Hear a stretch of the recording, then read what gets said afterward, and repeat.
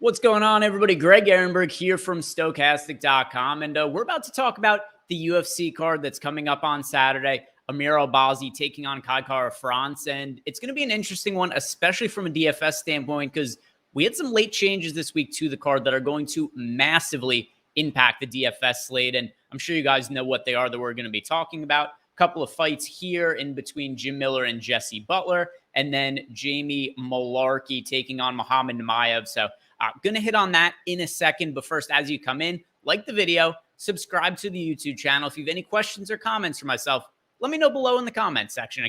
I could definitely check on some of those, or if you're in our Discord channel, just at me, and we could check on some of those questions. Usually on Saturdays, I'm in the Discord channel sweating out the fights with you guys because I'm a DGen, just like you guys. We hang out, we sweat the fights. When it goes our way, we celebrate, we victory lap, we troll each other. It's a good time in the Discord. It's one of my favorite channels that we have over at Stokastic.com. But like I was saying, really interesting UFC slate from a standpoint of we've got Malarkey against Naimov, and Malarkey is one of the cheapest fighters on the card, and he is a now minus 500 favorite at the time that I'm recording. And then a similar situation where Jim Miller is taking on Jesse Butler. Jim Miller also one of the cheapest fighters on the card, and Jim Miller is a minus 275 favorite. So two of the biggest favorites that we have for the slate are two of the cheapest fighters. How did this happen? Right? A lot of you guys already know the story, but I want to fill in the people who did not follow the news cycle this week or maybe aren't as familiar with MMA DFS. Well, Jim Miller was supposed to be fighting Jared Gordon, which was already a really weird fight because Jared Gordon got knocked out about a month ago by Bobby Green on an illegal headbutt. It was inadvertent, so it wasn't anything that was malicious. It was ruled a no contest. But Jared Gordon was oddly cleared to fight on super short notice, which is always a red flag for me. Like, I was already actually going to be sorry, by the way, I have an infection in my lungs right now, so I might be coughing a little bit as we go. I wasn't sure if I was going to record or not because I like 20, 30 minutes, a long time for me to be talking just by myself right now, but I like doing this content. I wanted to get the video out. That aside, Jim Miller was supposed to be fighting Jared Gordon, I said. So Jared Gordon ends up not getting cleared to fight, which not massively surprising considering what had happened with Jared Gordon getting knocked out via the headbutt about a month ago.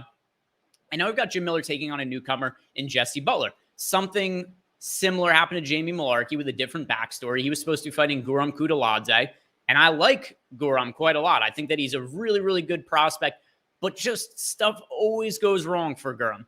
Injuries. In this case, it was a visa issue. So they're trying to find another fight for Kudaladzej, but he's not available to travel, I guess was the issue. Visa problem. So instead, Malarkey's fighting Naimov on short notice, and Malarkey's a minus 500 favorite. So from a value perspective, these guys are kind of no-brainers. If you're playing cash games, start with Jim Miller, start with Jamie Malarkey. It's the easiest decision you'll ever make. The question becomes, though, how do we handle these guys in large field tournaments? So I want to start with Jamie Malarkey, who, of the two, I'm going to feel more confident in Jamie Malarkey than Jimmy Miller, especially just because of the age, right? Jim Miller's a super veteran. He's older. He has the UFC record for most wins. So with that being the case, there's always going to be some durability concerns with Jim Miller. Jamie Malarkey is somebody who I'm considering going all in on for the Saturday slate, taking on a newcomer in Naimov. And the other thing, too, when it comes to Malarkey, he puts on a pace, and he's a really good fantasy scorer. So the only time that we've seen Naimov was when he was fighting on the Contender Series, and he did not look great. He took on Colin Englund, who's also not a fighter that I regard all that well. He was taken down 3 times in that fight. He was outstruck nearly 2-1 in that matchup. So now Malarkey taking him on short notice, and who knows what kind of condition Naimov is on. He took this fight, in just a few days. Luckily, everybody was able to make weight for the fight. So, yeah, I mean, maybe there's a path where he's dangerous early. But realistically, I think Malarkey puts a pace on him, not only wins, but likely scores really well from a fantasy perspective. Malarkey lands 4.13 significant strikes per minute, which is decent, but then also the wrestling upside for him. He lands 2.62 takedowns per 15 minutes against a fighter on the Contender Series we saw with a 25% takedown defense rate. So I think however Malarkey wants to win, ideally with the wrestling and grappling, that's the safest path to victory, and that's going to score him the most fantasy points. I think we're going to see Malarkey do really well in that avenue should he choose that as his path to victory, which he should. So we're going to talk more about rainmakers as well because this show is sponsored by DraftKings Rainmakers. And Hopefully, when you guys saw that Gorham was scratched from the fight, you went out and bought a bunch of Malarkey cards really quick. And by the way, if you haven't checked out Rainmakers yet, there's a link below. You get a totally free starters pack for PGA. But at the end of this, I'm going to build out a Rainmakers lineup with some of the cards I'm holding. And Malarkey's one of my favorite fighters to get exposure to on the entire slate. So Jamie Malarkey is the fighter I'm going to have the most exposure to over Naimov. And I'm not really considering getting exposure to Naimov in large field tournaments. However, when we go and we talk about the Jim Miller against Jesse Butler fight, I'm not going to pretend to know all that much about Jesse Butler, right? He's only taken this fight on a couple of days' notice here. He's the much younger fighter than Jim Miller. I do give Jim Miller a lot of the almost all of the advantages in this fight, but Jim Miller also does have some durability issues. So all I'm saying here is this: Jim Miller's worth a lot of exposure in large field tournaments, but he's a veteran. He's a lot of wear and tear. If there was to be a crazy upset on this card, I think Jesse Butler is more likely to upset Jim Miller than Naimov is to upset Jamie Malarkey. So in large field tournaments where Jesse Butler is likely going to be 8% owned and Jim Miller is going to be absolute chalk, I don't mind taking stabs on Jesse Butler in large field tournaments. Jim Miller, like I said, still a strong option. I'm going to be definitely targeting him in Rainmakers contests. But when we're just looking for leverage on a slate where almost everybody's going to be starting their large field GPP lineups with Jamie Malarkey and with Jim Miller, I think one of the more reasonable ways to differentiate yourself in large field tournaments is to play Jesse Butler. The other thing you could do as well, because this is not crazy. If you're building out a bunch of lineups and you say, I am playing Jim Miller and Jamie Malarkey no matter what, considering the odds value on them, leave salary on the table and leave a lot of salary on the table. I'm willing to leave a bunch of salary in lineups that have both of them, just from a standpoint of if you build a lineup that has Jim Miller and is Jamie Malarkey and plays the entire salary gap, you're going to be duped. You are not going to come in a solo first place lineup. If you win with that lineup, you're likely to tie with a ton of people. And that's just long-term not something that's going to be profitable lineup building for MMA DFS. So if you're going to play Jim Miller and Jamie Malarkey, which I think is totally reasonable, find ways to leave salary on the table so you're not duping with a ton of other players. So going through some of the rest of the card, and I know I haven't brought anything crazy to the table, you guys, yet. A lot of you already know. If you look at the betting odds, you know to play Jim Miller. You know to play Jimmy Malarkey. Let's talk about the main event, Kai Kara-France against Amir Albazi. And I like Kai Kara-France in this matchup. On paper, this is a spot where Albazi is the kind of fighter that could give him issues, but I thought KKF looked really, really good in his last fight against Brandon Moreno. I thought he was winning the fight against Moreno until he got finished. And I also just don't know what to make of the lack of high-level competition we've seen from Amir Albazi, where, his metrics look good. 3.54 significant strikes landed per minute, only absorbs 2.47. That's a really good striking differential. He lands 2.47 takedowns per 15 minutes. Here's the problem, though. Amir Albazi, we have seen him fight Alessandro Costa. That's probably his best win. And he was kind of unimpressive in that fight. He came on in the third round. He's able to hurt Costa and finish him. But the lack of output was pretty concerning for me to open up that fight. And then his other wins. All right, he beats Francisco Figueiredo. Who cares? He beat the bad Figgy brother. Everybody beats Francisco Figueiredo. He beat Jalga Shumagulov in a fairly close fight. Shumagulov loses every fight that goes to decision, and this one was, pretty competitive. He beats Malcolm Gordon. Everybody beats and everybody finishes Malcolm Gordon. So I don't really know what to make of Amir Albazi's wins in the UFC. The ones against Shumagulov and Costa are his two highest levels of competition, and I thought he was a little bit of a letdown in both of those fights relative to expectations.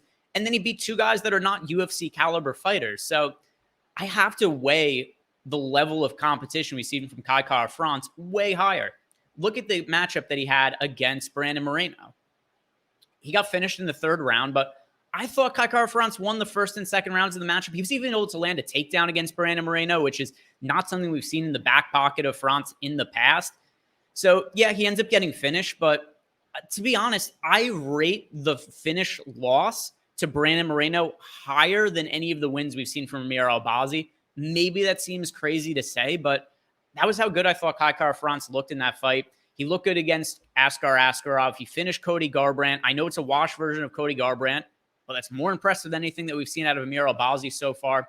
He had a good win over Rogerio Bontorin as well. He had a really close back-and-forth fight with Brandon Royval they ended up losing, but also it was a really exciting fight. And I'm going to lean towards Kai Kara-France. If Albazi wins this fight, he is on the track to be a title contender. I just think this is a little bit too much too soon. I would have preferred to have seen Albazi take on a little bit of a slower step up in competition before going all the way to Kai Kara-France. So I'm going to be higher on the Kai Kara-France side for DFS purposes, and I don't mind betting him either. The line's moved quite a bit.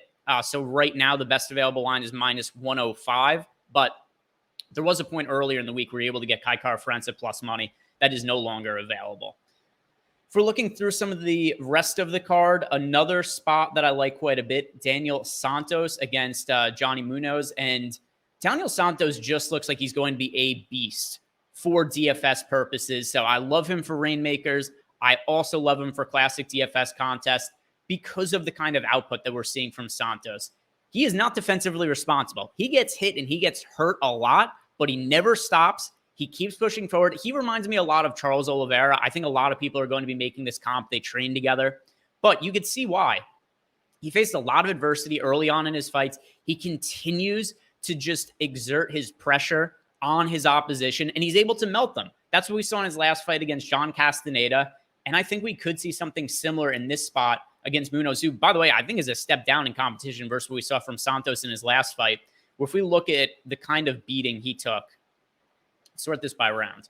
First round against John Castaneda, Santos absorbed 40 significant strikes and was knocked down. He looked like he was about to be finished, but what happens? He just survives. He continues to put on a pace. He keeps exerting, just putting his pressure, kept moving forward. And that was enough to just melt Castaneda to the point where at the end of the first round, Santos, even though he absorbed 40 significant strikes and got knocked down, he was putting it on Castaneda and nearly finished him at the end of the first round. And then by the time the second round started, it was a wrap. Santos was able to land 50 significant strikes, knocks down Castaneda, puts up a massive DraftKings score, gets himself a finish. I think we see another finish here from Santos, and I think he puts up a massive DK score. So one of my favorite pay-up options on the slate for sure. Going through some other fighters that I want to target here we go. Tim Elliott against Victor Altamirano. So Tim Elliott, sometimes sometimes maybe good, sometimes maybe shit. That's what we're getting out of Tim Elliott. He's very high variance. There are sometimes he comes out with a really smart game plan, and he's able to look, like a title contending type fighter at the flyweight division. And other times he just shows up with bad game plans. He gasses out. He doesn't look great. But I think this is a tailor-made matchup for Tim Elliott, and I'll show you why. Victor Altamirano, we have seen him taken down as many as 5 times by Carlos Candelario in a split decision on the Contender Series.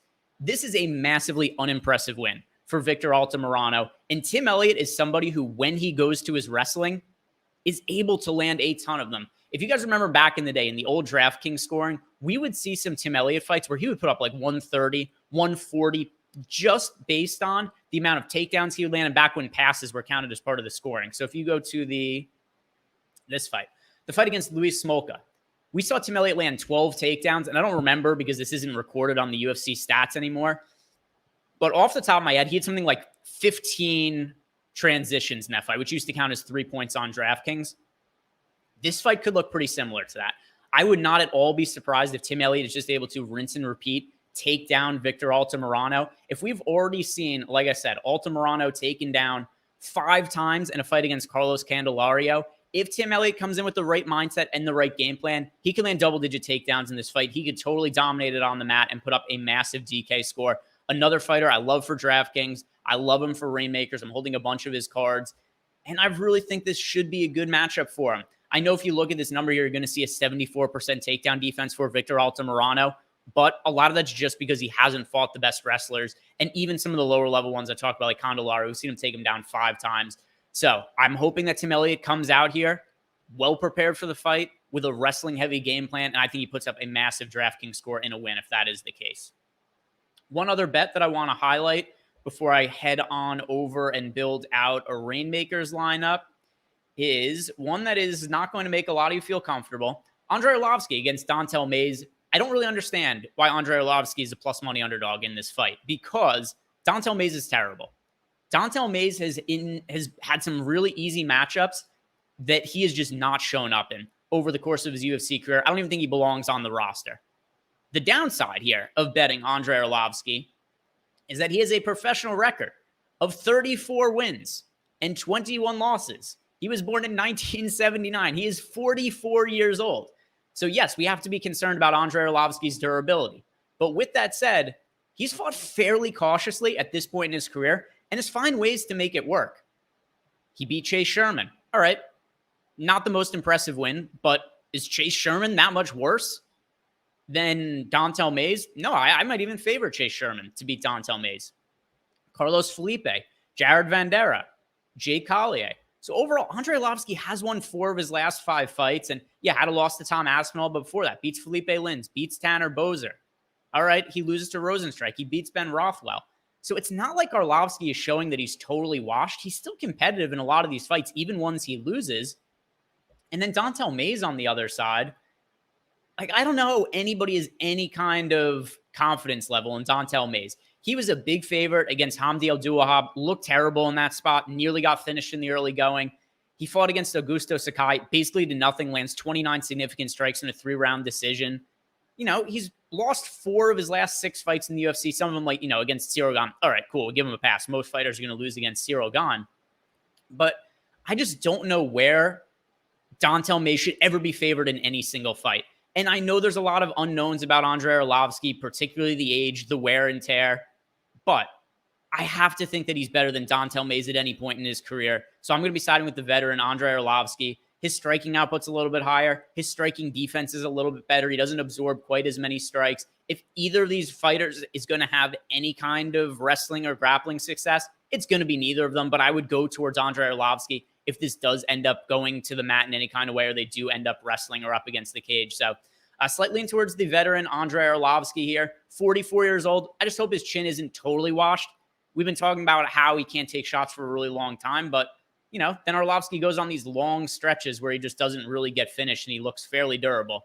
You know, he gets dropped by Marcos Rogério de Lima and subbed in his last fight, but before then, you know, he won 4 fights in a row at the heavyweight division without even getting knocked down. And actually, before that fight against Marcos Rogério de Lima, he had not been knocked down since 2019 against Jairzinho Rozenstruik. So a plus money bet for me on Andrei Arlovsky. Not my favorite fight to target for DFS purposes. I do think Arlovsky is more likely to win by decision than anything else, but I think the plus money is good value. Let's go and build out a Rainmakers lineup. I'm actually holding a good amount of cards for this one, particularly because I bought a bunch of Jim Millers after his fight got rebooked, and then same with Jamie Malarkey. But let's go and build an elite lineup out. And just based on what I said before, I think Daniel Santos is going to put up a ton of fantasy points, potentially in a win. So I like Daniel Santos as a captain option. I'm going to put him in here. Going to put Jamie Malarkey in also just because, I mean, he's the biggest favorite on the card. You don't have to worry as much about ownership in Rainmakers purposes because the ownership is just relative to how many cards people have of fighters and how many of them are in existence. So Jamie Malarkey and Jim Miller, 2 fighters that I do like quite a bit for Rainmakers. I'm going to plug a Tim Elliott in here as well. Talked about how I like his upside. Let's see, Jim Miller. Put a Jim Miller in. So I got 1 spot left here, and there's a bunch of high upside fighters that we could consider. One fight I didn't really talk about that I think is a really high variance fight, but I think the winner is going to score well. Alex Caceres against Daniel Pineda. I have some of both of their cards.